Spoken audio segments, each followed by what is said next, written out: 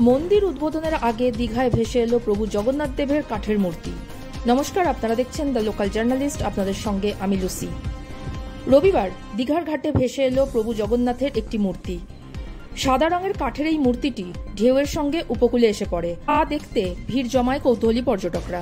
মন্দির উদ্বোধনের মাত্র কদিন আগে এমন ঘটনার কোনো সুনির্দিষ্ট ব্যাখ্যা না থাকলেও স্থানীয় বাসিন্দা এবং ভক্তদের মধ্যে জোর চর্চা শুরু হয়েছে এই নিয়ে। মন্দির উদ্বোধনের প্রস্তুতি এখন তুঙ্গে। 29 এপ্রিল যজ্ঞ এবং 30 এপ্রিল সরকারি উদ্বোধন অনুষ্ঠানের পরিকল্পনা রয়েছে। সেখানে মুখ্যমন্ত্রী মমতা বন্দ্যোপাধ্যায়ের উপস্থিত থাকার সম্ভাবনা রয়েছে। এই সময় হঠাৎ মূর্তির আবির্ভাব গোটা অনুষ্ঠানকে এক ভিন্নতর আধ্যাত্মিক ছোঁয়া দিয়ে গেল বলে মনে করছেন অনেকেই আবার একে শুভ লক্ষণ হিসেবেও দেখছেন।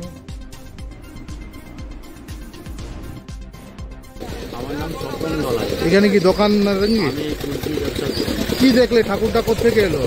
যখন আমাদের এইখানে যে মেন ঘাটে, যে জগন্নাথ মন্দিরের মেন ঘাটে যে কাজ করছেন যারা কর্মচারীরা যারা আছেন, তখন জোয়ার চলছিল। জোয়ার চলার কারণে জগন্নাথ ঠাকুর ভেসে আসেন।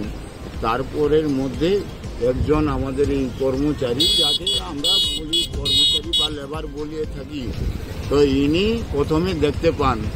তারপরে উনি ধরার পরে আমাকে আবার ডাকেন। তারপরে আমরা দুজন গিয়ে ঠাকুরটা তুলেন। জগন্নাথ ঠাকুরটাকে আমরা তোলার পরে এখানে এসে বসিয়ে রাখার পরে আমরা কাউকে তো জানাইনি।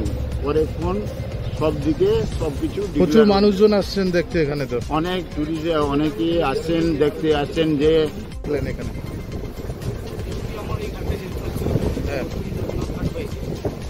জোয়ারের সময় ওনারা পাথরের কাজ করছেন। পাথরের কাজ করার সময় দেখলাম যে সাইকেল তো এসে ওনারা কাজ করতে করতে সঙ্গে সঙ্গে ওনারা উঠে নিয়ে নেন। আমরা দেখলাম এতদিন ধরে জগন্নাথ দিদি উদ্বোধনের সময় এসে গেছে। তারপরের দিনে এটা দেখলাম আশ্চর্যজনক ব্যাপার। তার আগে তো আমরা এটা কিছু দেখতে পাই না। যাই হোক, মাপুর এসে গেছে, মাপুর উদ্বোধন আছে। কেমন লাগছে? সবাই দেখে তো আশ্চর্য বলে ভাবছেন কি হয়, এতদিন কিছু নেই, হঠাৎ কি করে মা এখানে। ভালো লাগছে, সবাই লাগবে এসে সবাই দর্শন কি।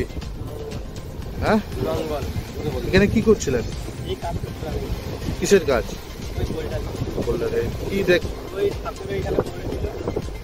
ভাসছিল? দিয়ে প্রচুর তো মানুষ,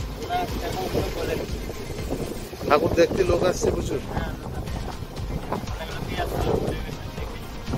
না, কি বলবেন? আপনার বাড়ি এখানেই? না,